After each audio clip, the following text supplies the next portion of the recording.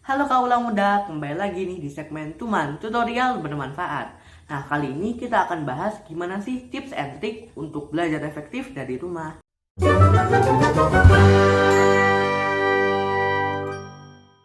Nah, seperti yang kita ketahui kan bahwa sekarang ini lagi ada pandemi COVID.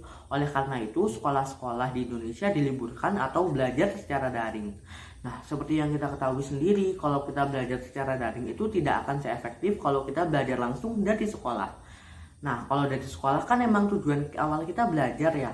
Habis itu ada guru-guru yang siap mendampingi kita terus dan juga ada teman-teman sebagai penyemangat belajar. Sedangkan kalau di rumah banyak sekali gangguan kan, dari mulai suasana yang ramai dan tidak kondusif, lalu komunikasi dengan guru dan teman-teman yang terbatas.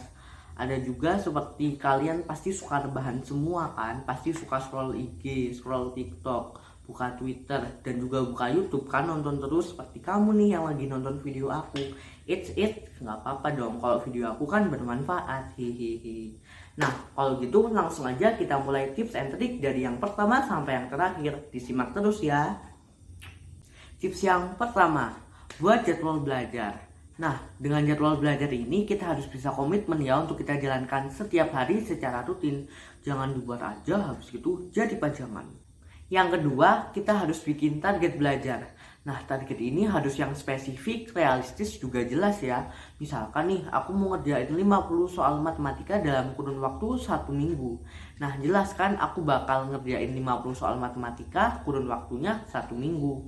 Nah, target ini harus dikejar ya. Kejarnya juga dengan semangat dong. Kayak kamu ngejar doi kamu, pasti semangat kan tuh.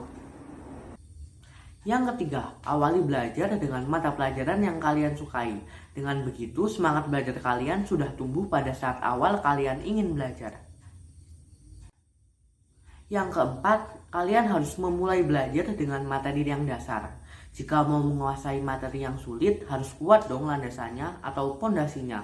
Oleh karena itu, jika kalian sudah paham materi yang paling mendasar, dapat dilanjutkan dengan materi yang lebih susah.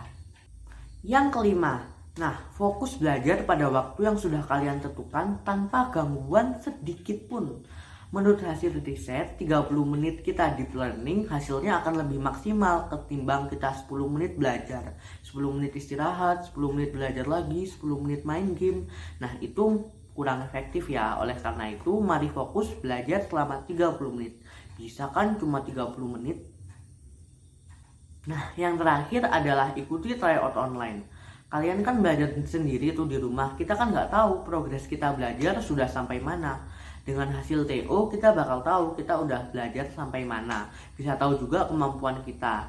Nah, dengan begitu kita juga bisa mengevaluasi diri kita, apa yang perlu ditambah dari porsi belajar kita.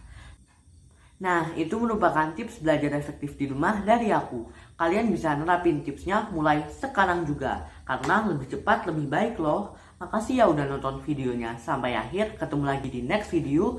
Bye bye crocodile. SpongeBob turning to a clown and over